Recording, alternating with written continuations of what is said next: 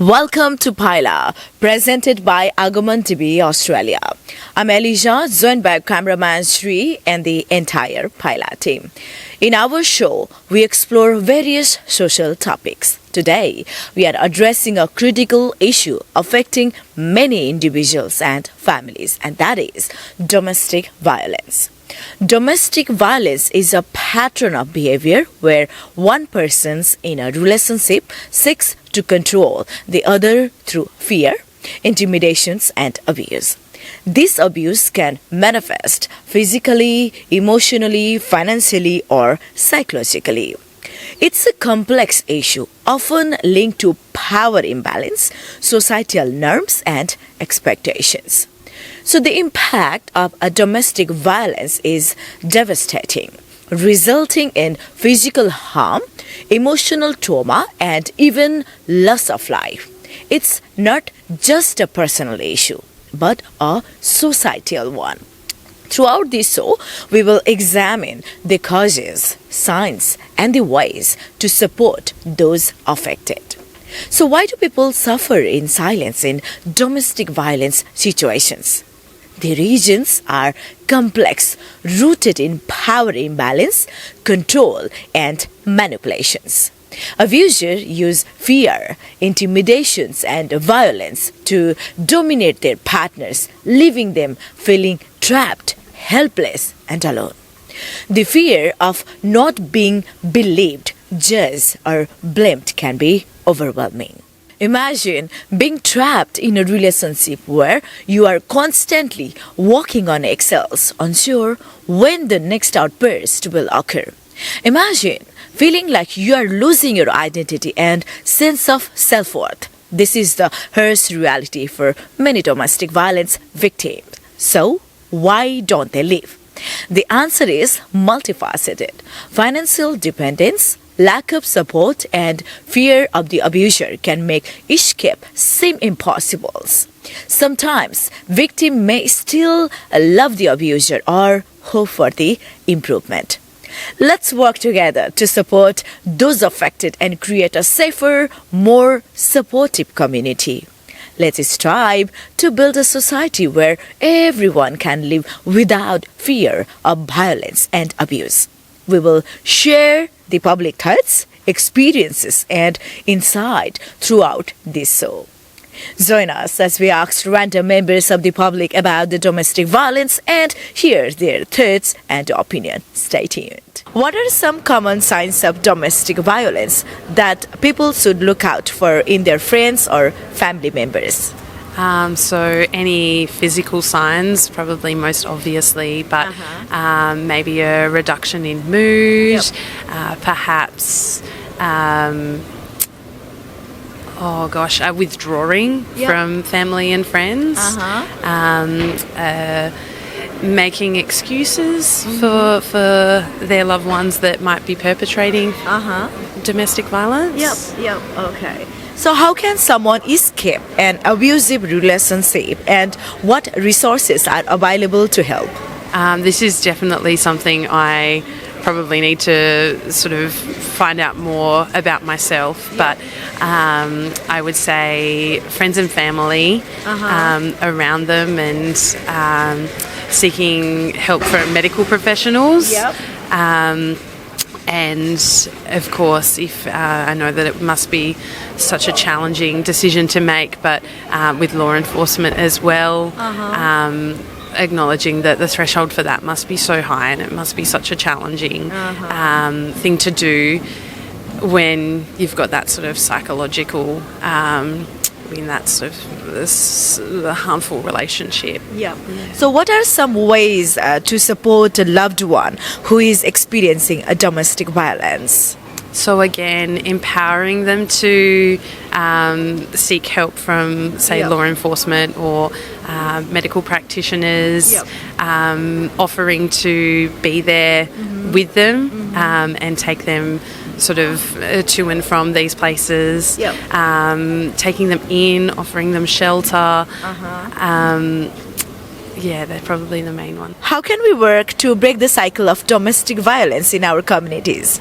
I think by being there for everyone and speaking up if we do see something, even on the street, or if we hear neighbours or anything, we don't have to just be a bystander. We can either tell someone else, authorities, or just ask them do you need someone to talk to? Or What are some common signs of domestic violence that people should look out for in their friends or family members?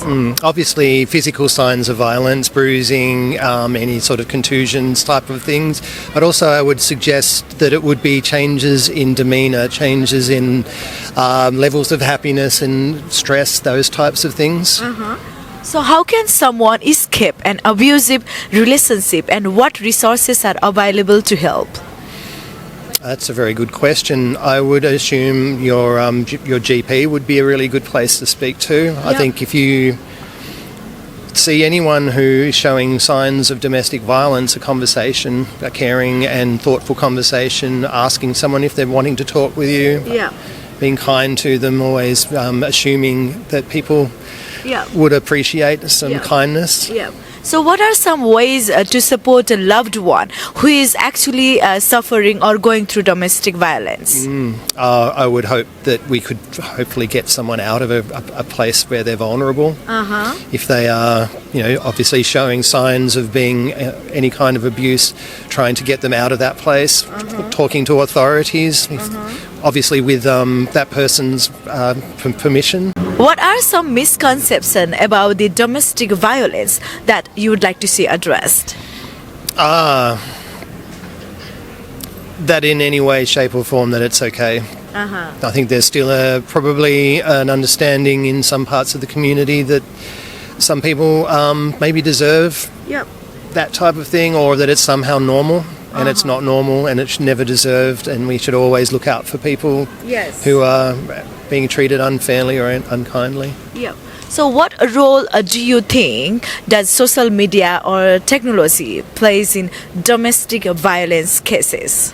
Well, I think doing things like you're doing now is really great, because it's all about really these conversations. And I think if we can surface these concerns, if we can surface these issues and try and bring them to the forefront, we're more likely to be able to address them than if we keep pushing things under the surface. Okay. How can we encourage people to speak out against domestic violence without fear of judgment or retaliations?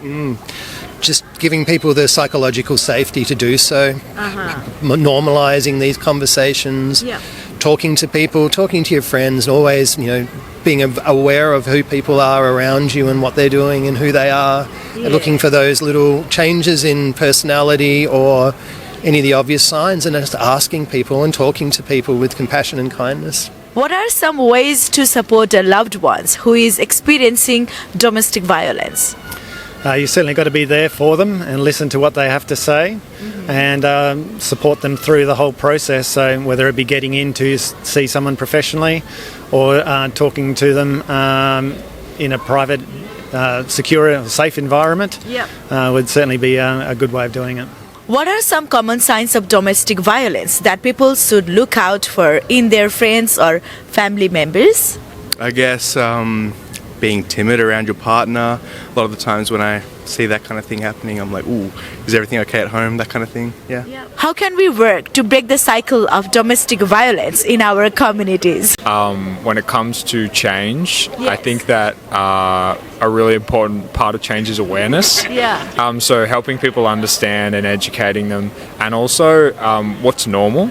So when you normalise a behaviour, when you normalise a way of living, people kind of are able to encourage others and spur each other on. And so I think that as a community, when we sort of stand up and say, this is important to us, then you're able to sort of enact change. How can we encourage people to speak out against domestic violence without fear of judgment or retaliations?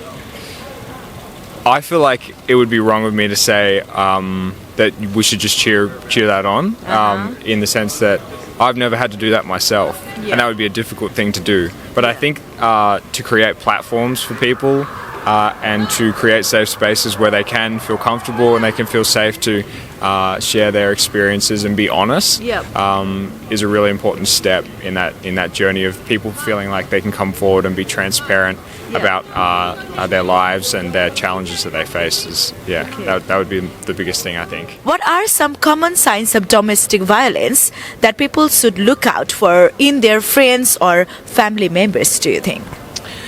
They hide a lot. A lot of sadness.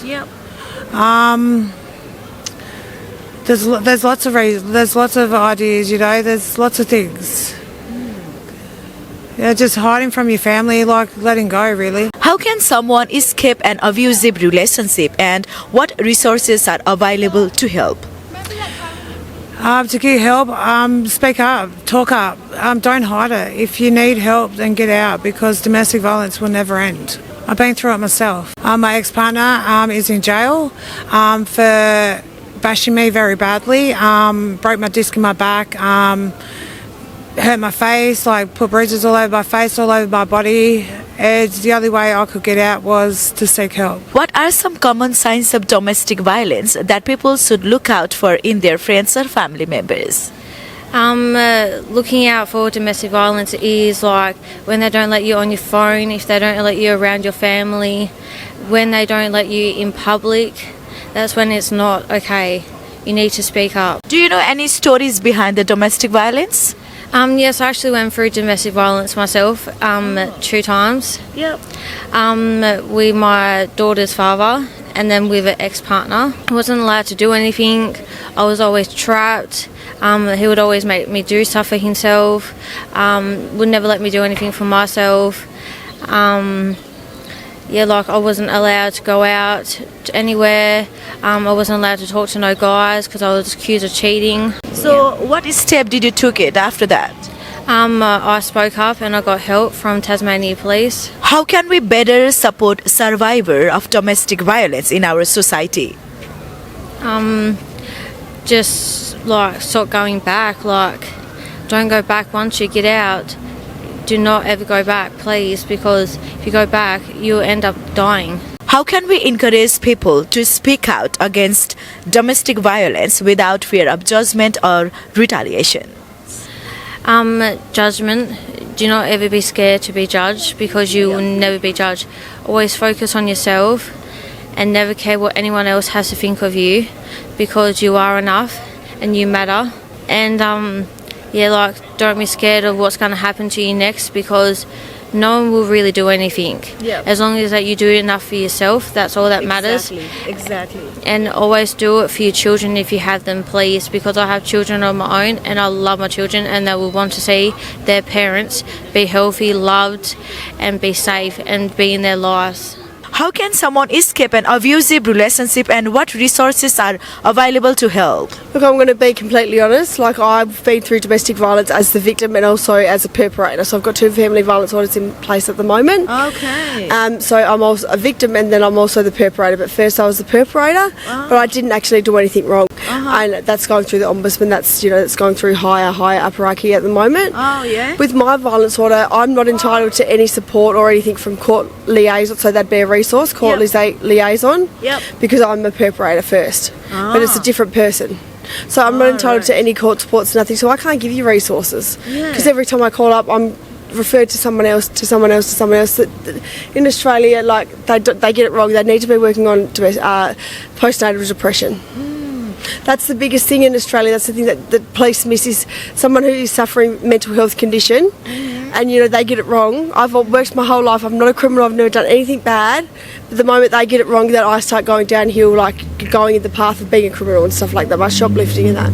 I'm being honest. I'll be straight up. I'm not gonna lie. So what are some misconceptions about the domestic violence that you would like to see addressed? I think the biggest thing is I think the police are there to help people that are in need, that need support from it, that need protecting from males or even females that do domestic violence, but they need training. They need proper training in postnatal depression and mental health. Mental health is the main thing. That's the thing that we need to be facing as a country. Mental health conditions. I wouldn't be the way I am if it wasn't for my mental health, and everyone's just dropped me like that. And I couldn't speak of my battle with postnatal depression. I'm still fighting that. My daughter is almost 2 and I haven't seen her for 3 months. And I've done nothing wrong. Like, I've gone through hell. And I want the world to know. I want the Australians to know that postnatal depression is real. You know, how can you put an order on someone, a police family violence order, when you've done nothing wrong? People think I'm lying, but I'm not. And like, I'm happy to go to the police, and you know, that's what I've done. You know, my lawyer's dealing with all that stuff. But I wanted to come on and say that. Okay. How can we encourage people to speak out against domestic violence without fear of judgment or retaliations? And that's a really good question, because that's what I feel at the moment as a victim of domestic violence. I went through hell for 4 weeks. 8 weeks, sorry. I went through being bashed and all that kind of stuff like that. You know, all the violence you can imagine in the world. And the police did nothing. You know, finally I spoke to my support worker who reported to police, and then they did something, but that's not right. You know, like, I think we need something in Australia where we can speak up. We need to know about what resources are available to women with postnatal depression, and I'm not making it about postnatal depression because I know it's about domestic violence. And I agree that if police put an order on someone, they're trying to protect. You know, they're trying to protect that female, but I think I don't even know the answer to that, Dun. Like, I don't know. Like, I want to be able to help within that, actually. You know, resources for mothers with postnatal depression who can't speak up, because everyone that I've spoken to said they had a little bit of, you know, that postnatal depression stage. But police need to be trained in postnatal depression. So what would you like to say at last, please? I'd like to see in Australia, if Tasmania is the first state, a change within domestic violence and postnatal depression, mums with postnatal depressions. Are you going in there and doing a risk assessment for, you know, a female who's, you know, you're saying that's violent, but she's done nothing wrong, she's not even a violent person or anything like that? Or are you going in there to a mother who's in need of, she's mental health support? You need to call mental health. You know, you need to call the PACER team and everything like that. What are you doing, Tasmanian Police? You know, like, and I know that it's not their fault. Like, they're limited to resources also, but we need to make a stand in Australia today, because I haven't seen my daughter for 3 months and I've done nothing wrong. That's all. As we wrap up today's conversations on domestic violence, we want you to know that you are not alone. If you are experiencing abuse or know someone who is, there is a hope. Reach out for help, and remember, you deserve love, respect, and safety. To those who have bravely shared their stories, thank you for your courage. Your voices matters. Let's stand together to create a world where everyone can live without fear. If you need support, don't hesitate to contact local helplines or support services. You deserve to be heard, you deserve to be believed, and you deserve to be safe as well. So let's work together to build a society that values compassion, empathy, and kindness. You are not alone, and you are not to blame. Thank you for being part of these conversations. Thank you for watching us, and thank you to everyone who have taken the time to join us. As we sign up, I'm Alicia with cameraman Sri, wishing you all a safe and loving day. Keep watching Paila on Aagaman TV Australia. Let's strive for a world where love is love without fear or violence. Stay safe, take care, and stay blessed.